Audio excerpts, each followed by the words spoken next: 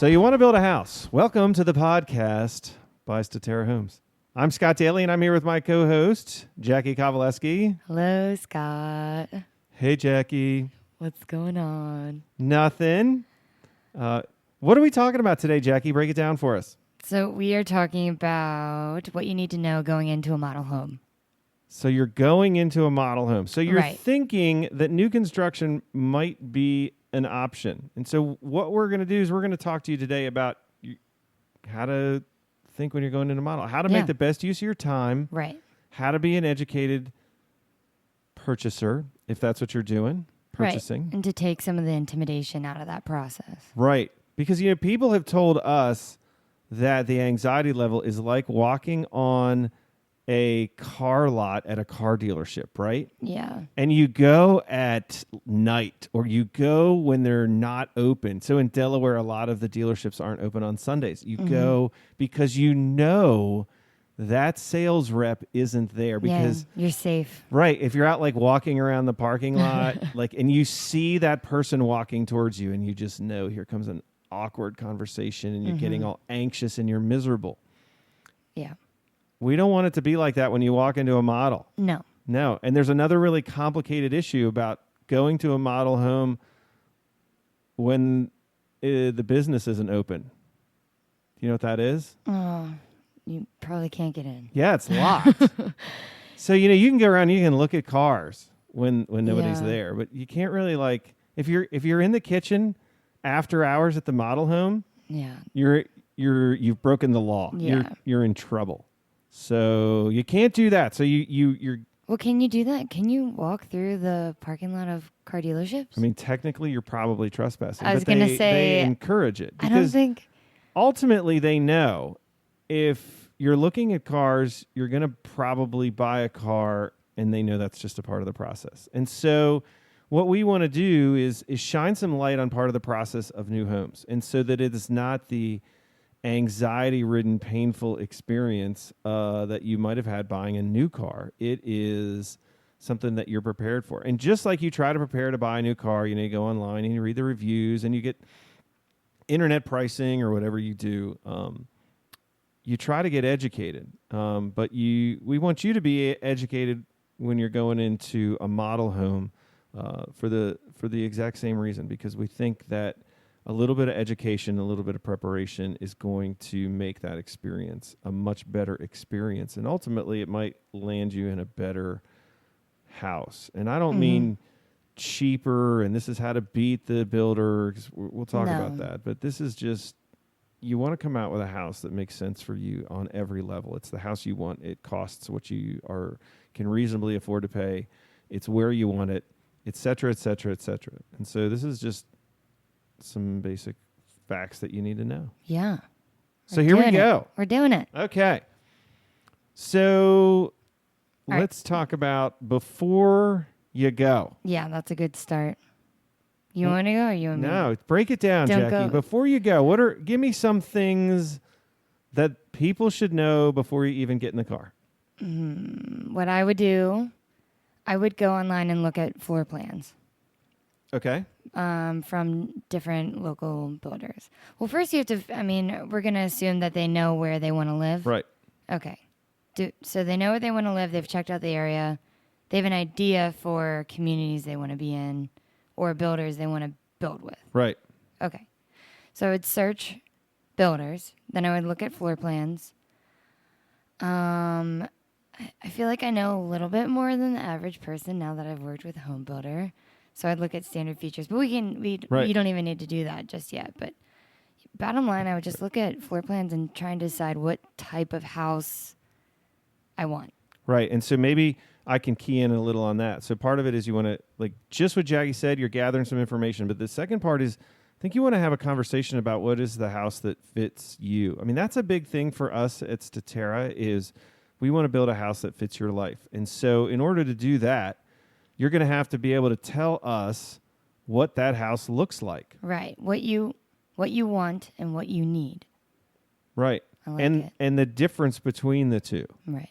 because sometimes people get confused about want and need, but it's also how are you going to live? Chances are if you're building in southern Delaware, you're relocating, although not in every case, but a lot of folks are moving down here. So your lifestyle is going to change, and we've talked about that in some detail in some previous podcasts. But the conversation is independent of the builder, and it's even independent of if you're going to buy a new or a used home. It's what's the house? What is the setting for the story of our lives going to need to be? Right. What do we want it to be? Want to be. Right. It just makes it such an easier process. Right. So, a lot of people, I think people go into real estate in general like I know it when I'll see it. And I don't know that is always the wisest course of action, because I know it when I see it is not a logical assumption. That is an emotional assumption. And you're making a very expensive, very complicated decision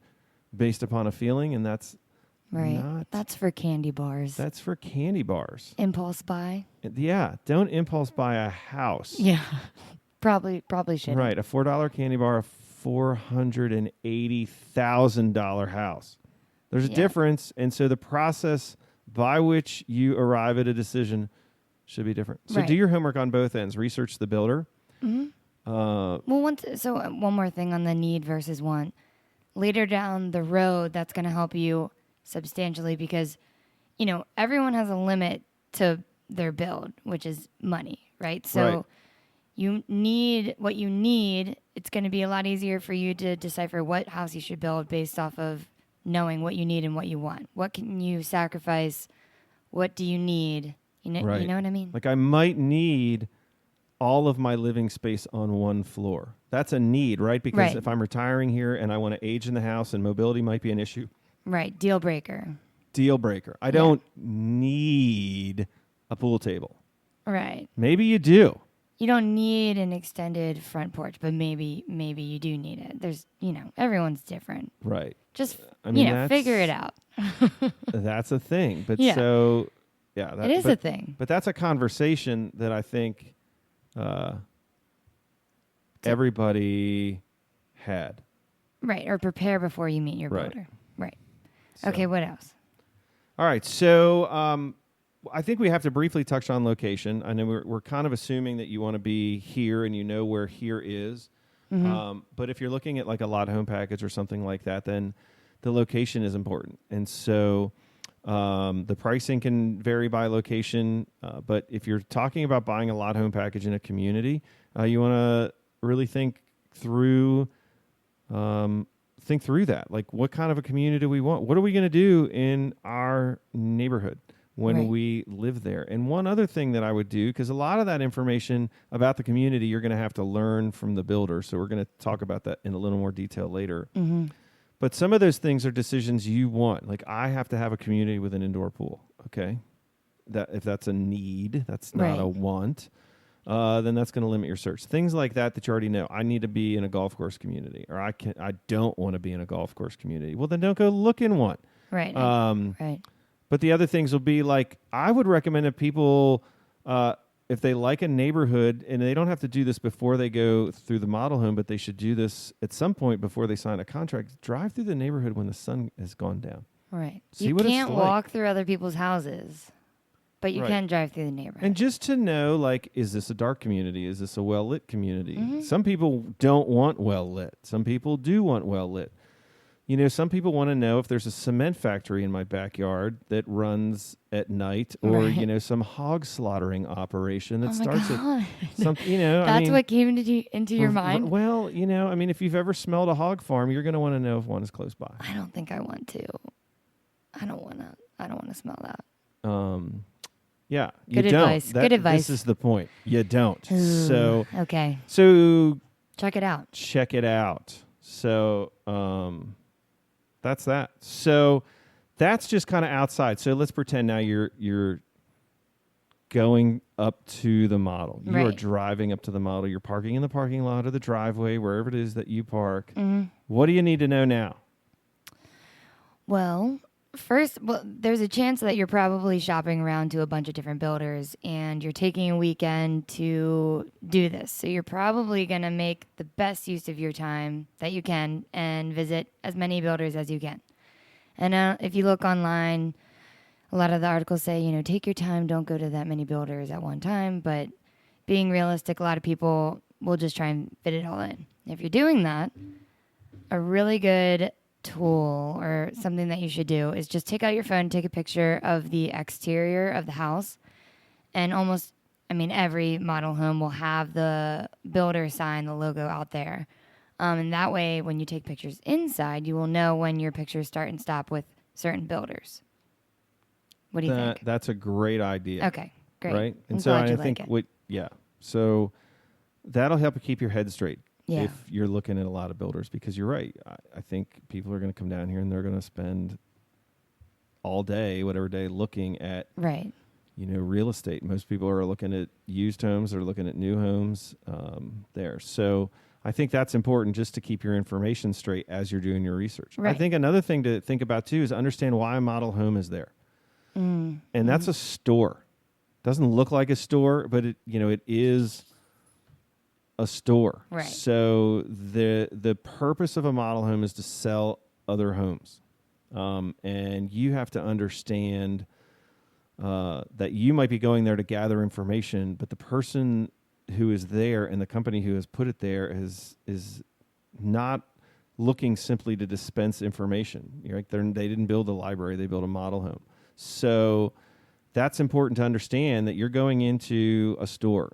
And that's okay, but just keep that in mind, and keep it in mind because it's a store that I think is unlike just about any store that you can ever see, because this store is professionally decorated. Yes. Right? And so you walk in some of these models and they are absolutely gorgeous. And you look at them and you're thinking, I'll just take it. Oh my God, yeah. Pinterest everywhere. What did you say that it was? Live version of Pinterest. A live version of Pinterest. It's like a dream come true. Right. The whole house is social media ready. Yeah. And it's gorgeous and it's beautiful. And here's the irony of it. Most of the stuff that you're falling in love with, the builder doesn't even sell. Right. Well, yeah. Right? So, yeah. You look around and it's beautifully furnished and it's beautifully decorated with all these little trinkets and paint colors and stuff like fixtures. that. Light fixtures. And then if you read somewhere in that model, especially with the larger home builders, you're going to see a little disclaimer that says, hey, there's stuff in this house that we don't sell. There's stuff we've done to this house that we don't even do. Right. And people know that, though. People know that the builder is staging it. They know that it's not for sale. Most people know that it's not for sale. But you still get that emotional reaction when you walk in. Oh my gosh, it blows you away. Yeah. You still know. You Right. know that stuff isn't, I guess you could say, air quotes, real. It's not going to come with the house. But it creates an emotional reaction. Right. Do you know that back when the market was really bad, I think it was in California, there was a big builder that actually hired actors to stand around the house like a family. Oh my gosh! So they didn't just stage it in furniture. I would do that. I would feel bad about tricking people. Well, not tricking people, but I don't know what I'm trying to say. That's weird. It's totally an unnecessary job, which Right. maybe makes it so appealing to me. Right. I don't think they do that now, but it was like, we want people to be able to visualize It's like a little fake family. little fake family. Oh my who's gosh. really better. It would. So for me, and maybe this is my reaction, and it's different than everybody else's. Models frustrate me. They kind of make me feel inadequate. They don't get me excited like, oh, I want to live here. They remind me, hey, I can't afford what this thing costs. Oh, so they just stress you out. They do. I don't. I love how they look, and then there's the inevitable question: is, hey, what would it cost for me to get a house like this? Yeah, and that's really interesting. And you have to think about, so your furniture, how would it look in that house? Right, and my furniture doesn't look like their furniture. Right, yeah. In most cases, and so to me, that's kind of it reinforces, hey, this is the life you want that's not obtainable, and I'm just going to remind you that it's not obtainable, but you can get 60% of this life if you buy the schlocky one and build it down the street that doesn't have any of these upgrades in it. What do you mean by upgrades aside from, furniture, lighting, props, people? Everything. So this, when a lot of builders will take the model home and they'll put every conceivable option they have, be it structural, be it finishes, whatever, into a home because they want people to see kind of what's possible. And maybe that's just the natural pessimist in me that doesn't see what's possible. It sees what I have yet to obtain. And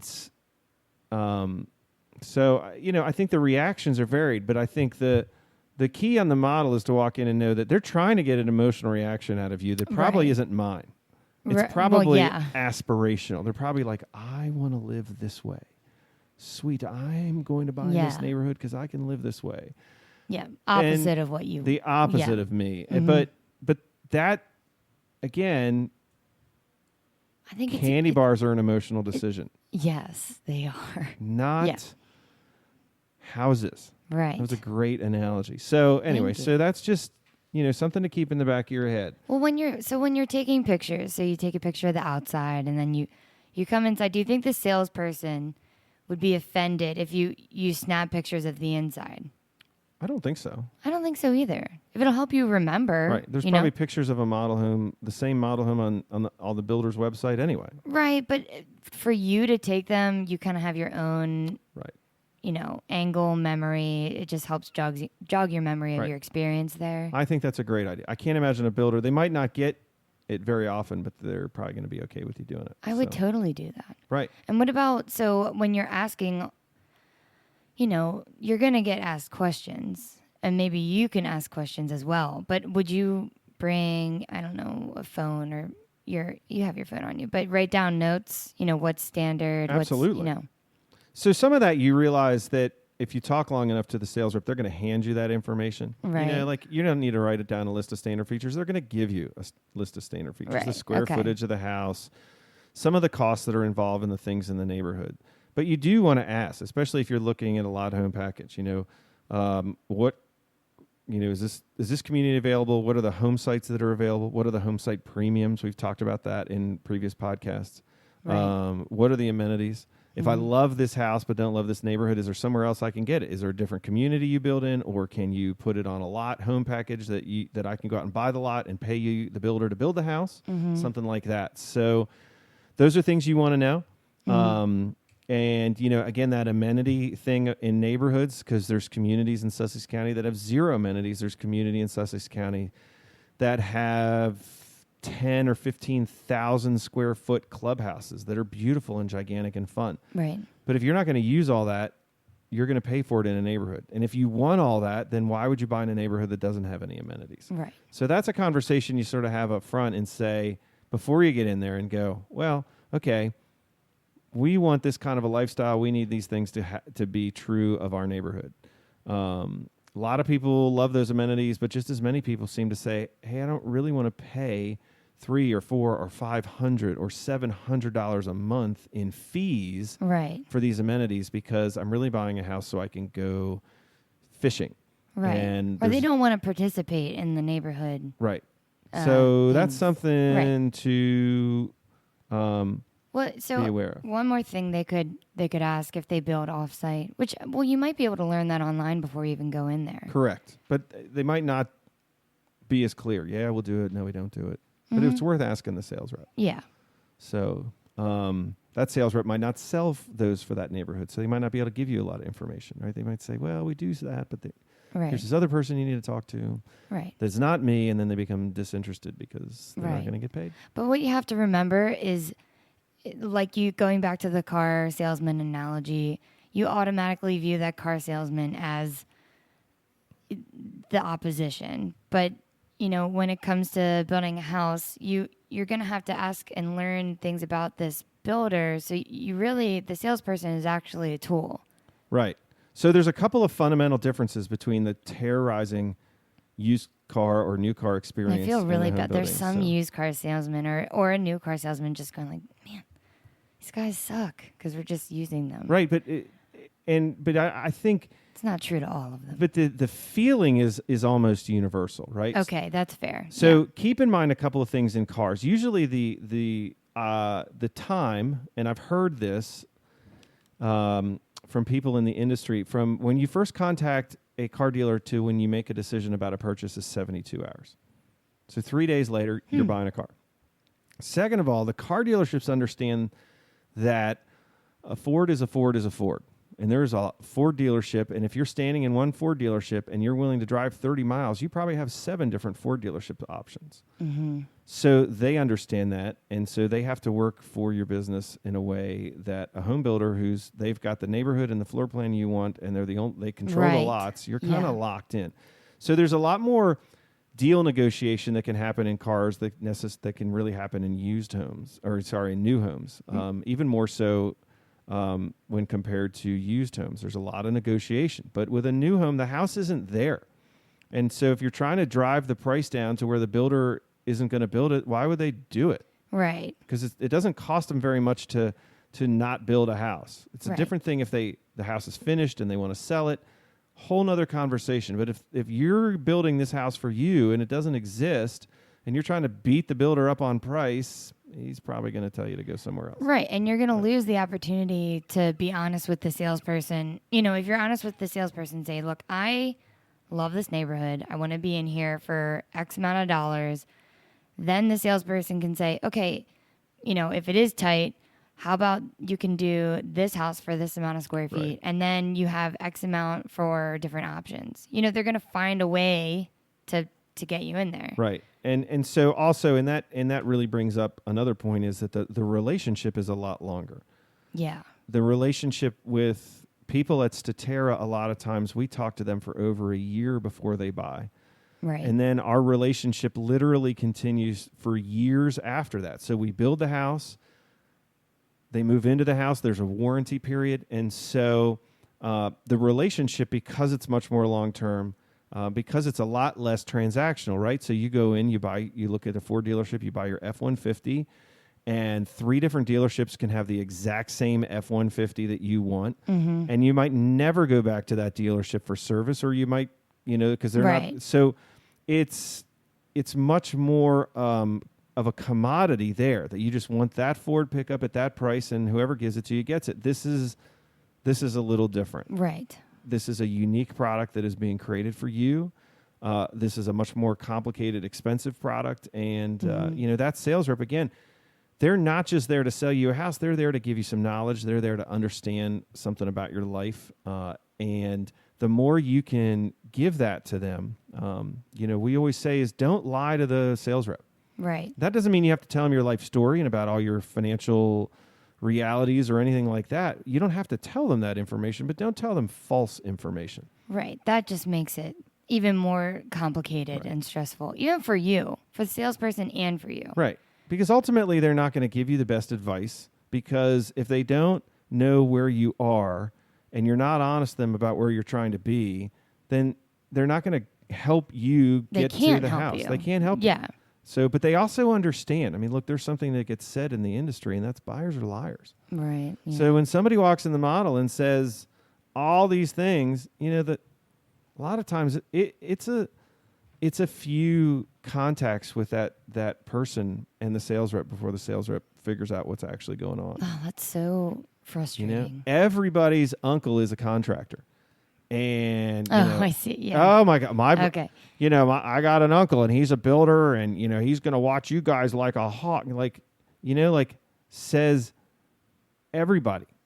Everybody says that their budget is 25% lower than what their budget is.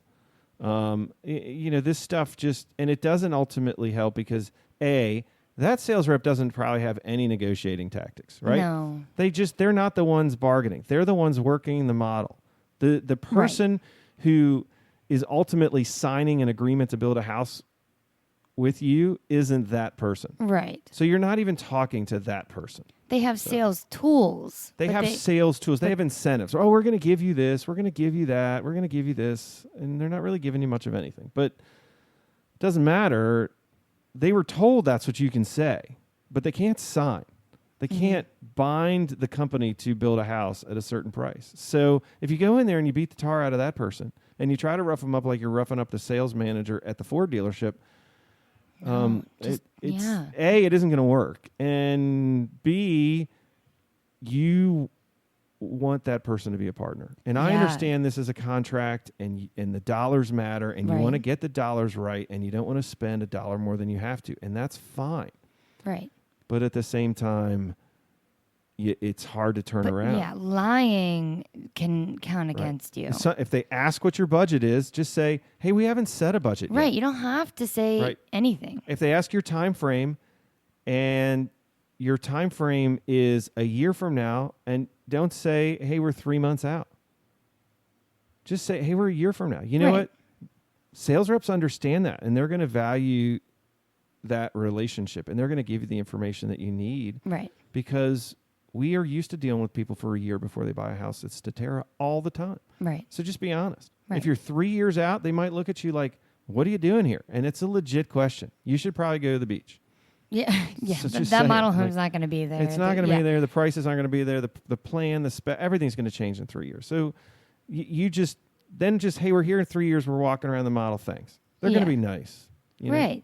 But if you are, there are certain things that a salesperson almost has to ask, and it's not because they are trying to drill, any sort of information into your head. It's because that is their job. So don't be offended or feel attacked if they say, hey, look, I really love your name and your email, because they're going to ask. Right. It's their job. And they're not going to hand you $10 worth of sales material without probably getting that. Right. It's just like when you walk into a shop or a clothing store and they say, hey, how are you doing today? Can I help you with anything? Right. They're going to let you walk around the store. One of two things. You could say, I'm just looking, or yes, I need this. Yeah. So what happens, Jackie, if I want to go into the model and I actually want pricing? How do I need to prepare myself for that? Okay. Well, you're going to want some more time. How much time? A couple to a few hours. A few hours? Yeah. Right. So most people think I can just go in there and I can click off my options like toppings on a cheeseburger. And it isn't like that. It's a very complicated cheeseburger. It is. Right. And so if you really want firm, hardcore, this is what the house I want costs types of pricing, you should be prepared to spend a couple of hours. Right. And if you want to be confident in your decisions, you don't want to rush through anything. Right. That's the worst. Then you're just wasting your time. Right. And this is why I'm going to visit 6 builders in a day is totally possible. But then you have to ask yourself, what's the goal of the visit? Am I looking to get that kind of specific information from 6 different builders? You're not going to do that in a day. No. That's a long day. That is the longest. That's kind of impossible. Right.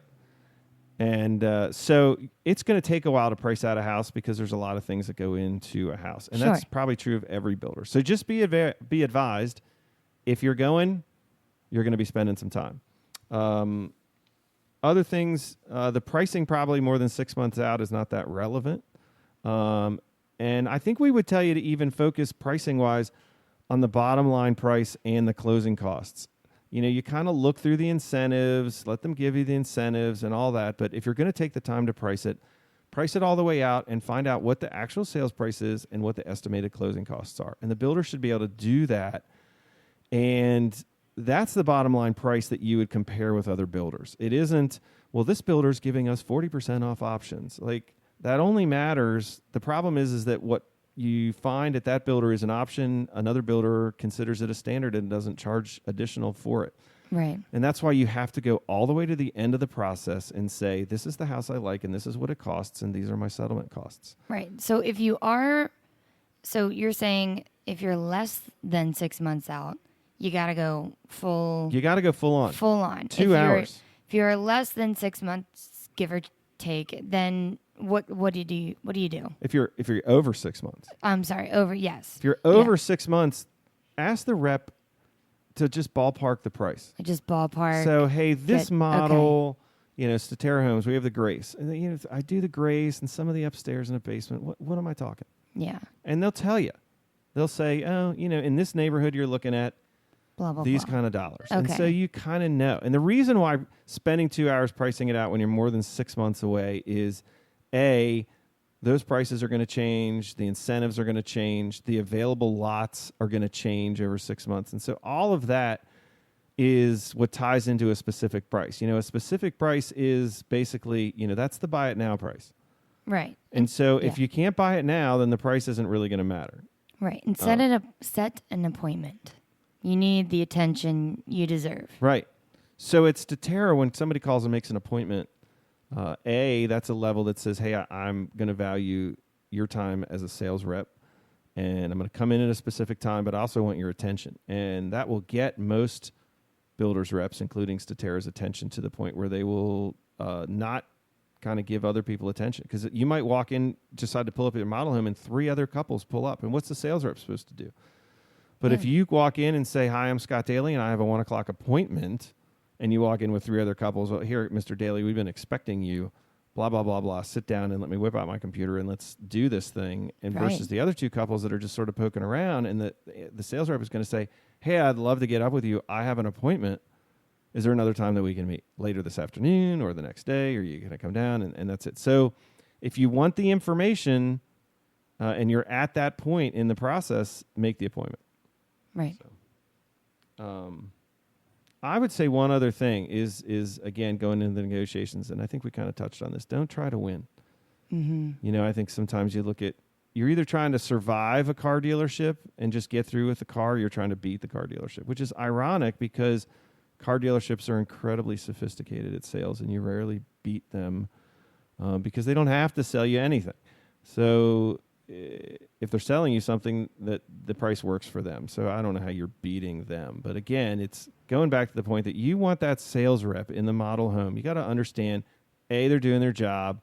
Giving out your email is not the end of the world. A, you get tons of spam from everybody already. B, you can always opt out of it. And C, you understand they're doing a job, and they're probably not supposed to give you much if you just say, I'm not going to give you my name and number. What you're really saying is, hey, I don't trust you. Right. But I want to learn more about you, but I don't trust you. And ultimately, in my experience, if you don't trust your builder, you're not building with the right person. So somebody that starts at, I don't trust you, I think you're trying to scam me, I want to kind of look at them and be like, well, I'm sorry that you had some past experience that has led you to believe that with builders. You walked into this model, and I did not see the gun pointing at your head to make you come in here. And B, that's not how we roll. I don't know that you can peer pressure or arm twist or manipulate someone into a $500,000 purchase. Again, it's not a candy bar. That I know of. So now you're ready. You're ready to go into a model home. Yeah. Clear out that storage in your phone before you go. Right. And we're excited to see you, and hopefully that you walk in and you're not as anxious and you're a little more educated, which makes the time productive. Oh, yeah. I'm so happy we did this one. I would love to listen to this one. Great. So this is the So You Want to Build a House podcast. I'm Scott Daly. And I'm Jackie Kowaleski. Thanks for tuning in.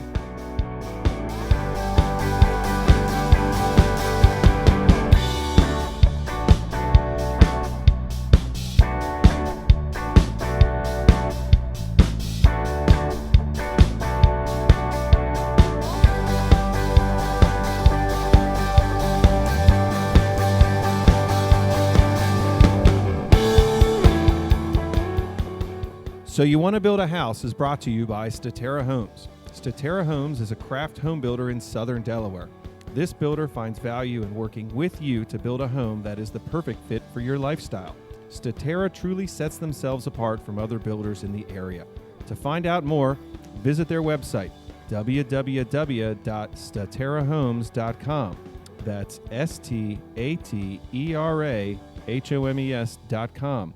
Or call their model home at area code 302-329-8881. That's 302-329-8881. Music from this podcast was by the band Defining Parallel from their recent single, Painted Lives. Thank you for listening to So You Want to Build a House. To stay updated on the most recent episodes, subscribe to this podcast on iTunes or Spotify or wherever you found it to begin with, or check out Statera Homes website, which is again www.staterahomes.com. Thank you very much.